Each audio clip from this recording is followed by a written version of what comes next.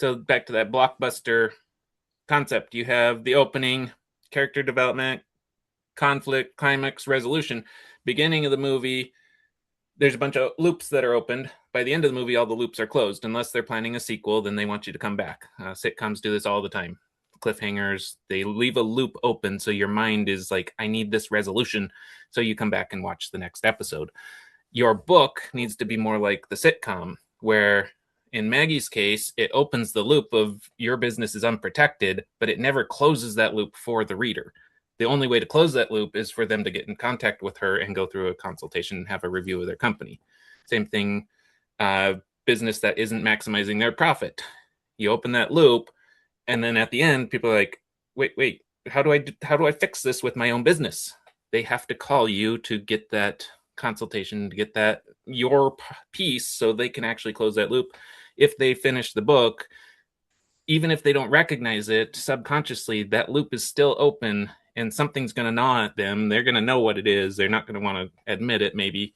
But until they close that loop, they constantly have this stuff going on in the back of their mind.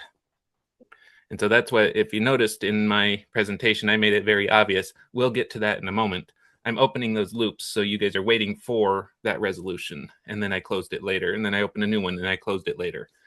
And so that's the way I do my that's the way I do my presentations and my writing is I'll open up loops. Sometimes I'll make them very obvious, sometimes I won't, and then close them later because people want that resolution.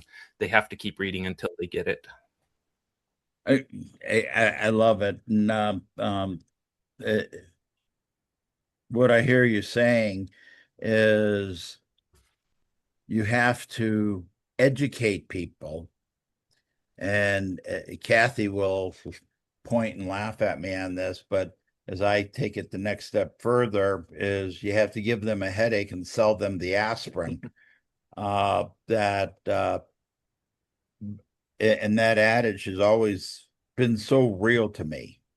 We all know, or we believe we know, if we're getting passionate about any subject, I don't care what's in that brown corrugated box, but whatever it is needs to be a top shelf product.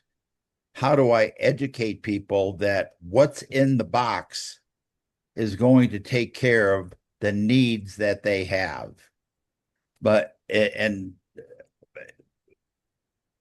not well, I guess I am being critical of Maggie, but I love her to death.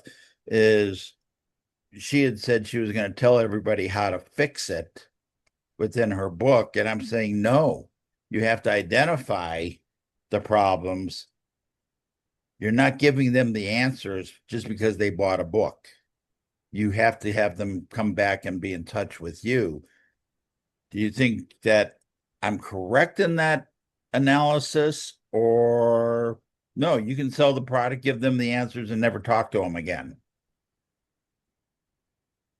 It all just comes down to that planning and prepping phase. What's the ultimate goal of the book? Why are you writing this? If it's just a published piece to set yourself apart, it's one that I'm 99% done with. I just need to get the guy to answer his phone and we can finish it up. It's just a promo piece for, he's a lawyer. He wants to be a published author.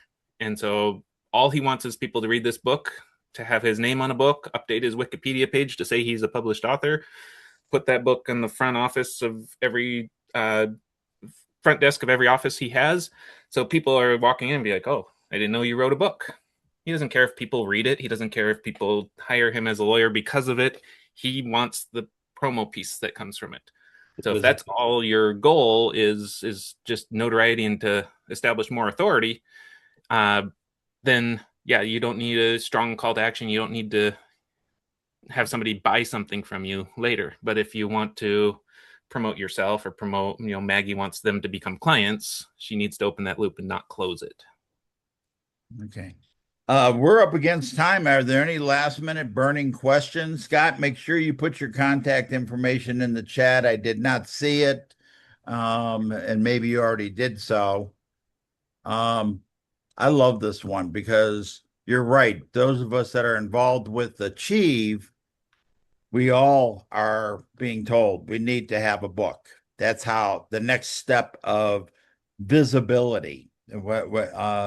and then we uh, all those other tools are out there, but how do we build ourself in this visibility mode? A book and learning how to speak proper, whether it's one to one or one to many, is another step in the process. And we have people like Kathy that help us learn how to speak just a little more accurately to catch somebody's attention. I see the book doing that also. So if there are no more questions, I'm going to finish this up.